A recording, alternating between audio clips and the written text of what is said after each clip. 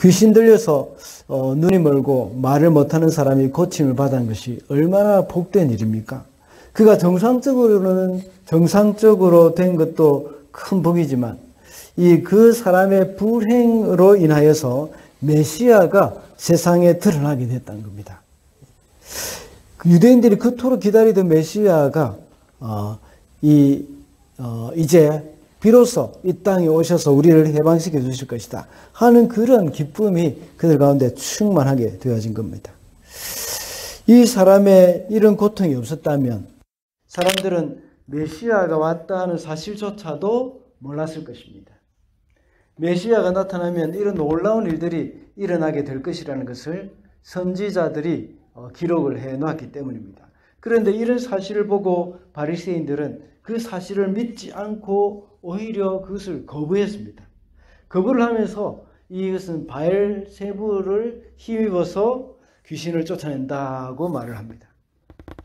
여기서도 바리새인들은 예수님을 가짜라고 말을 하고 있는 겁니다. 진짜가 오니까 가짜가 들통났습니다. 그러니까 진짜를 향해서 이 가짜라고 뒤집어 세우는 겁니다.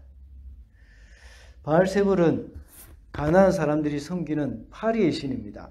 열왕기하 1장에 보면 아합의 아들 아시야가 다락에서 떨어져서 병들어 누웠습니다. 그때 에그론의 신 바알세불에게 묻길 위해서 내가 이 병이 나을 수 있겠느냐 하고 묻고 오라고 사람을 보냈습니다.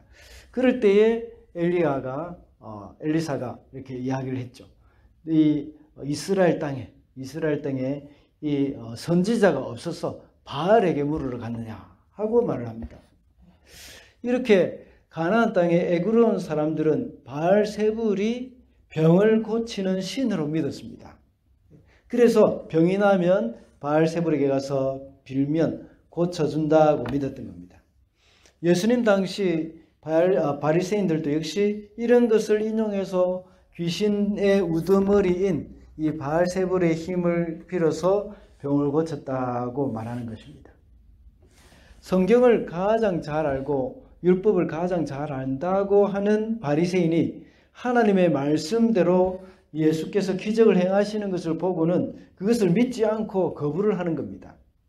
메시아로서의 증거를 일반 사람들도 다 알고 있는데 바리새인들은 이것을 거부하고 있습니다. 바리새인들이 믿지 않고 거부를 하는 것은 이 증거가 부족해서가 아니었습니다. 그리고 예수님의 그 가르침이 부족해서도 아니었습니다. 바리새인들은 더 많은 증거를 보여주고 또 더 많은 가르침을 준다고 해도 믿지 않았을 것입니다. 그들은 계속해서 예수님께 표적을 보여달라고 말을 합니다. 이 다음 본문이 38장에 보면 거기서도 역시 예수님께 표적을 보여달라고 이렇게 요청을 합니다. 그리고 고린도전서 1장 22절에도 보면 유대인은 표적을 구한다고 말하고 있습니다. 그러나 예수님은 표적을 구하는 그들에게 요나의 표적밖에 더 이상 너희들에게 보여줄 것이 없다 하고 말씀하셨습니다. 그들은 바리새인과 유대인들, 그들은 예수님을 믿지 않기로 작정하고 있었기 때문에 아무리 많은 증거와 표적을 보여줘도 그들은 믿지 않았습니다. 정말 궁금해서 물어보는 사람들도 역시 있을 수도 있었겠죠. 그러나 그렇지 않은 경우가 훨씬 많습니다. 정말 궁금해서 물어보는 사람들은 마음을 다해서 대답을 해줘야 합니다. 우리도 역시 그렇게 해야 됩니다. 그러나 정죄하기 위해서 물어보는 사람들도 굉장히 많이 있습니다. 말의 꼬투리를 잡고 그것을 물고 늘어지는 사람들도 굉장히 많이 있습니다. 아무리 설명을 하고 증거를 보여줘도 믿기를 거부하는 것, 그것이 바로 성령을 모독하는 죄에 해당이 된다는 것입니다. 예수님께서 귀신 들린 자를 고쳐주신 것을 보고 바리새인들은 그것을 믿지 않고 귀신의 두목의 힘을 빌어서 쫓아낸다고 했습니다. 예수님께서 이렇게 바리새인들이 하는 말씀을 듣고 설명을 해주었습니다. 그리고 이렇게 하는 것이 곧 성령을 모독하는 것이라고 말씀을 해주셨습니다. 믿기를 거부하는 행동, 그 바로 마음을 닫았기 때문입니다. 이렇게 믿기를 거부하는 사람들에게는 이 성령의 역사도 일어나지 않고 또 복음을 들어도 믿을 수가 없는 것입니다. 그러므로 성령을 모독하는 죄는 믿기를 거부하는 것이라고 할 수가 있습니다. 우리에게 많은 증거가 있고 예수님에 대한 그런 이렇게 부인할 수 없는 그런 것들이 얼마나 많이 있습니까? 그럼에도 불구하고 믿지 않기로 작정한 사람들은 아무리 많은 증거를 보여줘도 믿지 않는 것입니다. 바리새인들이 바로 그러한 사람이었다는 것입니다. 그래서 예수님이 행하신 그 기적, 증거 이것을 갖다가 바로 이 바알세부를 힘입어서 하는 행동이다고 말을 할 정도였습니다. 둘째로 성령을 모독하는 죄는 고의적이고 지속적으로 복음을 비방하는 것입니다. 31절과 32절입니다. 그러므로 내가 너희에게 말한다. 사람들이 무슨 죄를 짓든지 무슨 신성 모독적인 말을 하든지 그들은 용서를 받을 것이다. 그러나 성령을 모독하는 것은 용서를 받지 못할 것이다. 32절 또 누구든지 인자를 거슬러 말하는 사람은 용서를 받겠으나 성령을 거슬러 말하는 사람은 이 세상에서도 오는 세상에서도 용서를 받지 못할 것이다. 방금 읽은 31절의 말씀에서 성령을 모독하는 것이라는 그 말을 유진 피터슨이 쓴 메시지 성경에 보면 이렇게 번역을 해놨습니다. 고의로 끝까지 비방하는 것. 이렇게 말합니다. 고의라는 말은 이미 알고 있다는 것을 전제로 하는 것이죠. 이미 알고 있는 것이지만 그것을 고의로 부인하는 것입니다. 그러나 모르고 하는 것도 많이 있습니다. 사도 바울은 사도행전 9장에서 다메섹 도상에서 부활하신 예수님을 만나기 전까지는 교회와 그리스도인들을 얼마나 비방했으며 잡아가뒀는지 모릅니다. 그러나 예수님은 용서를 받고 주님의 사도가 되어서 바울은 예수님의 용서를 받고 주님의 사도가 되어서 이방인들에게 복음을 전하는 그런 일들이 일어나게 되었습니다. 그래서 디모데전서 1장 23절에서 바울은 이렇게 고백합니다. 내가 전에는 비방자요 박해자요 폭행자였으나 도리어 긍휼을 입은 것은 내가 믿지 아니할 때에 알지 못하고 행하였습니다. 디모데전서 1장 13절 말씀입니다. 이런 경우는 32절의 말씀같이 인자를 거슬러 말하고 거역하는 것이라고 했습니다. 인자를 거슬러 말하고 거역하는 것. 또 고의가 아니라 알지 못하고 행했을 때 이런 경우를 가리키는 것입니다. 또 다른 경우도 있습니다. 베드로 여러분들 그 사건 잘 아시죠? 가야바에게서 예수님이 가야바의 뜰에서 재판을 받고 있을 때에 예수님에 대해서 베드로는 저주하면서 부인을 했습니다. 그것도 역시 용서를 받았습니다. 그래서 예수님은 요한복음 21장에 베드로에게 나타나셔서 네가 나를 사랑하느냐 하고 말씀하시고 물어보시면서 다시 베드로에게 자신의 그 죄책감 그것을 해결해 주시는 그 은혜를 허락해 주신 것입니다. 그러나 알면서 고의로 하는 행동은 용서받을 수가 없습니다. 바리새인들은 알고 있었다고 볼 수가 있습니다. 그들은 예수님이 베들레헴에서 태어났을 때에 그 사실도 역시 알고 있었습니다. 그래서 동방박사들이 예루살렘에 찾아왔을 때도 베들레헴에서 그리스도가 난다는 것을 바리새인과 율법학자들 이 사람들은 알려줬습니다. 그럼에도 불구하고 그들에게 동방박사들에게 베들레헴에 가면 유대인의 왕으로 오신 이를 만날 수 있다는 것을 알려줬으면서도 그들은 가지 않았던 겁니다. 왜 그랬겠습니까? 이미 그리스도가 오는 것에 대해서 알고 있고 장소도 알고 있었는데 그들은 별로 기다리지 않았습니다. 그리스도가 오는 것에 대해서 달가워하지 않았다고 볼 수 있습니다. 왜냐하면 그들의 기득권 때문에 그것을 포기할 수 없었기 때문에 그렇습니다. 이번에도 역시 오늘 본문에 나와 있는 것처럼 그 사람들은 바알세부를 힘입어서 귀신을 쫓아냈다 하는 그 말을 하지 않고 예수님의 그 권위, 이것을 인정해버리면 어떻게 됩니까? 자기들이 지금까지 가르치던 모든 그 율법과 강조하던 이런 모든 것들이 다 제로로 돌아가 버리는 것이죠. 그리고 오히려 자기들이 잘못 가르쳤다는 것을 인정하게 되는 것이고, 자기들이 가짜라는 것이 들통이 나는 겁니다. 그래서 그것을 숨기기 위해서 알고 있었지만 그것을 숨기고 기득권이나 자신들의 이 권위, 이것을 빼앗기기 싫어서, 잃기 싫어서 끝까지 거부하고 고의로 비방하는 겁니다. 그래서 예수님을 가리켜 가짜라고 말을 하는 겁니다. 사도 바울은 처음에는 잘 몰라서 비방했습니다. 그러나 나중에 깨달은 후에는 완전히 새 사람이 되었습니다. 그리고 아리마대 사람 요셉이나 니고데모도 역시 바리새인이었고 유대인의 관원이었지만 주님을 믿었습니다. 그러나 대제사장 가야바와 안나스 그리고 유대 지도자들은 결국은 주님께로 돌아오지 않았습니다. 그들은 자신의 길로 갔습니다. 십자가에 예수님을 못 박았습니다. 그들은 교만해서 하나님의 구원의 방법을 유치하게 생각했던 겁니다. 그들은 너무나도 이 십자가의 구원을 쉽게 생각했습니다. 그것을 그래서 거부한 겁니다. 그래서 십자가의 도가 멸망하는 자에게는 미련한 것으로 보였다고 고린도전서 1장 8절에는 말씀하고 있습니다. 그들은 자기 스스로가 옳다고 믿었기 때문에 끝까지 회개하지 않고 멸망의 길로 갔고, 또한 자기의 기득권이나 자기가 가르쳐 온 것이 가짜라는 것이 들통나기 싫어서 그것을 끝까지 거부하고 고의로 복음을 배척했던 그런 자들입니다. 그러나 하나님 앞에서 정직한 자는 주님께로 나옵니다. 앞서 언급한 바와 같이 니고데모, 아리마대 요셉, 그리고 사도 바울 같은 사람들은 율법의 행위로는 구원을 얻을 수 없다는 것을 고백하고 주님께로 나왔던 것입니다.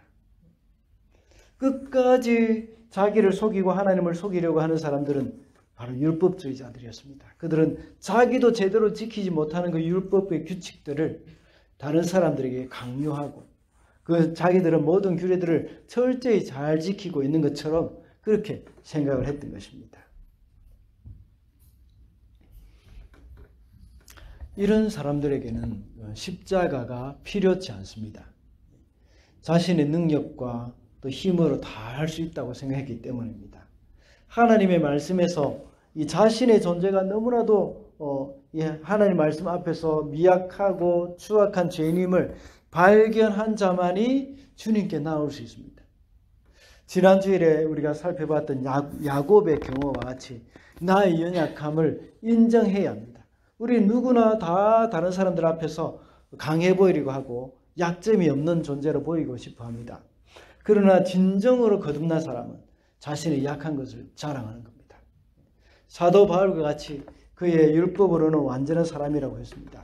그 말은 실제로 율법을 완벽하게 지켰다는 말이 아닙니다. 다른 사람들에 비하면 철저하게 율법을 지킨 사람이라는 그런 뜻이죠. 그럼에도 불구하고 그는 연약함을 자랑했다고 말하고 있습니다.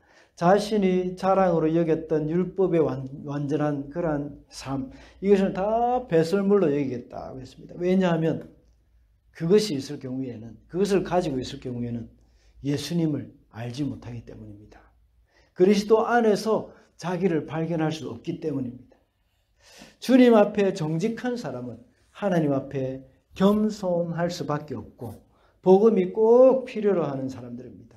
이런 사람은 고의적으로 지속적으로 복음을 비난하지 않는다는 것입니다. 마지막으로 성령을 모독하는 죄는 다른 사람까지 잘못된 길로 이끄는 것입니다. 36절과 37절입니다. 내가 너희에게 말한다. 사람들은 심판날에 자기가 말한 온갖 쓸데없는 말을 해명해야 할 것이다. 너는 내가 한 말로 무죄 선고를 받기도 하고 유죄 선고를 받기도 할 것이다. 바리새인들은 예수님이 행하신 일을 평가절하했을 뿐만 아니라 그들의 말로 인하여서 이 사람들이 예수님께 나아가는 것을 머뭇거리게 만들었던 겁니다. 그래서 예수님은 오늘 본문에서 말에 대해서 이제 오늘 본문 방금 읽은 여기에서 말에 대해서 너희의 말에 대해서 심판을 받을 것이다 하고 말씀하고 있습니다. 바리새인들이 예수님을 향해서 가짜라고 이야기를 했기 때문에 사람들은 또다시 유대 지도자들인 그 바리새인들의 말을 듣고 예수님께 나아가는 데에 머뭇거릴 수밖에 없는 겁니다. 바리새인들이 예수님께 대해서 한 말에 대해서 무죄 선고를 받기도 하고 유죄 선고를 받기도 한다고 했습니다. 그들이 말로 인하여서 역시 구원을 받지 못할 뿐만 아니라 다른 사람까지도 그 길로 갈 수 없게 만들었기 때문입니다. 그래서 예수님은 바리새인들과 서기관들을 향해서 책망한 적이 있습니다. 마태복음 23장 13절에 보면 화 있을진저 외식하는 서기관들과 바리새인들이여 너희는 천국 문을 사람들 앞에서 닫고 너희도 들어가지 않고 들어가려 하는 자들도 들어가지 못하게 하는도다. 개역개정에서 읽었습니다. 불이 나서 연기가 자욱한 그 빌딩에 누가 갇혀 있다고 생각해 보십시다. 그런 중에 119 소방대원이 와서 출구 쪽으로 안내하면서 자 이쪽으로 오면 구조를 받습니다 하고 이렇게 말하는데 어떤 사람은 그 119 소방대원을 믿지 못한다고 하면 어떻게 되겠습니까? 따라갈 수 없습니다. 더 심각한 것이 있습니다. 더 심각한 것. 그것보다 더 심각한 것이 뭡니까? 그것은 자기만 안 따라가는 것이 아니라 다른 사람들까지도 따라가지 못하게 하는 것입니다. 자기 혼자 조용히 믿지 않고 불신하고 따라가지 않는다면 곧 바로 뉘우치고 따라갈 수도 있습니다. 그런데 아주 적극적으로 회방하고 선동하는 사람이 있습니다. 왜 그렇게 하겠습니까? 그들이 잘못된 것을 믿기 때문입니다. 그렇기 때문에 자기 주장을 굽히지 않고 다른 사람들에게까지 막 선동해가지고 잘못된 길로 끌고 가는 겁니다. 이것은 자기 영혼만 망치는 것이 아니라 다른 사람들의 영혼까지도 망하게 만드는 겁니다. 오늘 본문에 나오는 바리새인들이 바로 이와 같은 자들입니다. 그들은 나중에 가서는 온갖 쓸데없는 말에 대해서 해명을 해야 한다고 오늘 본문에서 말하고 있습니다. 이 쓸데없는 말로 인하여서 사람들이 생명의 길에서 떠나게 되기 때문입니다. 32절에 보면 말로 인자를 거역하는 것과 성령을 거슬러 말하는 사람에 대해서 언급하고 있습니다.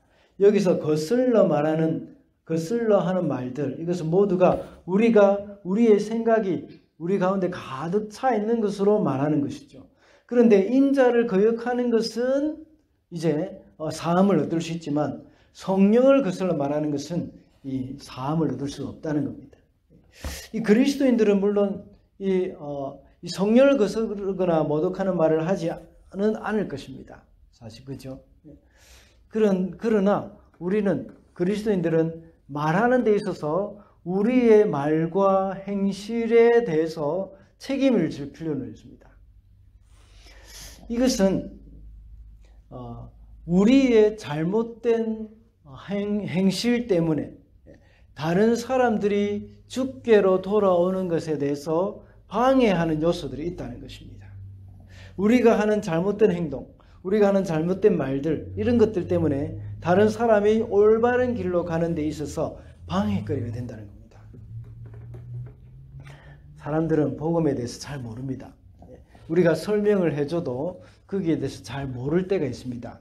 그런데 사람들은 그리스도인의 삶을 통해서 복음을 알게 됩니다.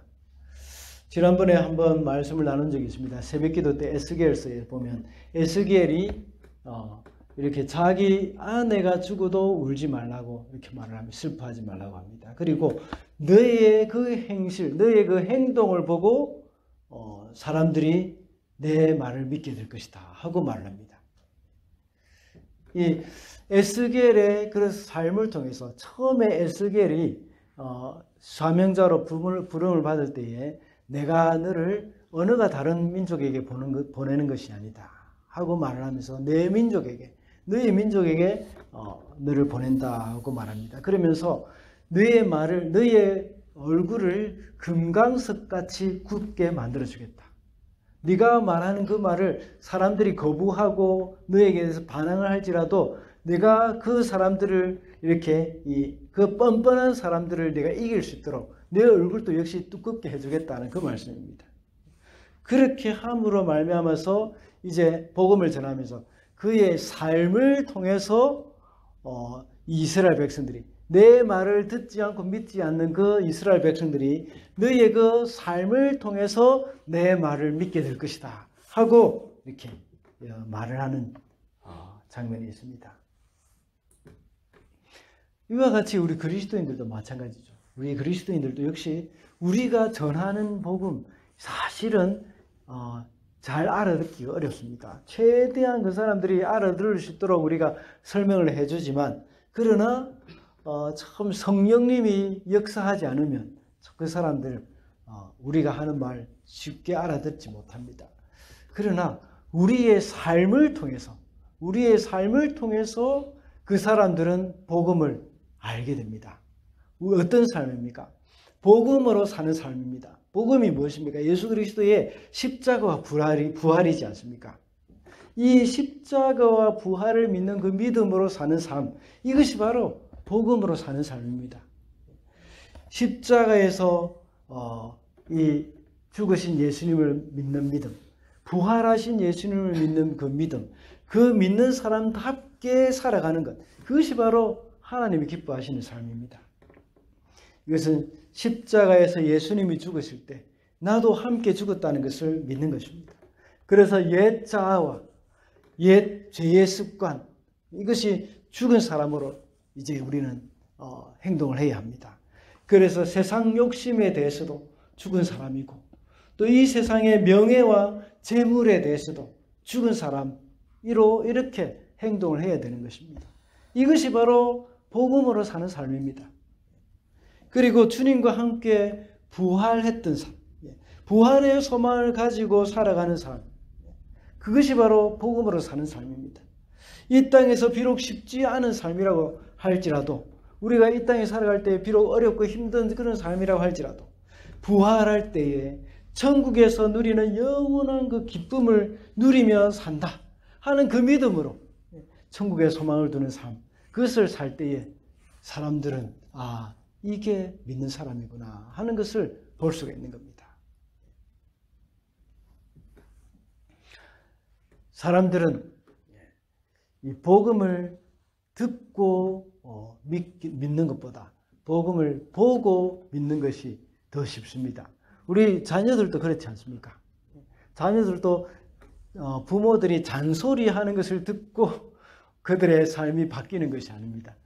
그 부모가 사는 그 삶을 보고 그들의 삶이 바뀌는 것이죠. 부모가 복음으로 사는 삶을 보고 그들을 또 따라하는 것이고, 부모가 기도하는 그런 기도의 모습을 보고 자녀들도 따라하는 겁니다. 부모가 밥상머리에서 하나님 앞에 감사 기도를 하는 것을 보고 자녀들도 그렇게 하는 겁니다. 우리도 역시 이제 다른 사람, 우리가 복음을 믿는 것, 우리가 믿는 복음을 다른 사람들도 믿도록 해야 하는 겁니다. 오늘 성령을 거슬러 말하는 사람들, 성령을 모독하는 사람들은 그들만 망하는 것이 아니라 그 성령을 모독함으로 말미암아 다른 사람들도 망하게 만드는 겁니다. 우리는 성령을 모독하지는 않지만 우리의 잘못된 행실과 습관으로 말미암아 다른 사람을 망하게 할 수도 있습니다. 그렇기 때문에 우리는 삶으로 사람들에게 이 생명을 전해줄 수 있는 그런 저와 여러분이 되시길 바랍니다. 말씀을 맺겠습니다. 오늘은 성령을 모독하는 죄라는 제목으로 말씀을 살펴봤습니다. 성령을 모독하는 죄는 성령님이 아닌데 성령님이라고 하거나 성령님인데 성령님이 아니라고 하는 것, 그것을 말한다고 했습니다. 오늘 우리는 이 죄가 왜 이토록 심각한 것인지를 살펴봤습니다.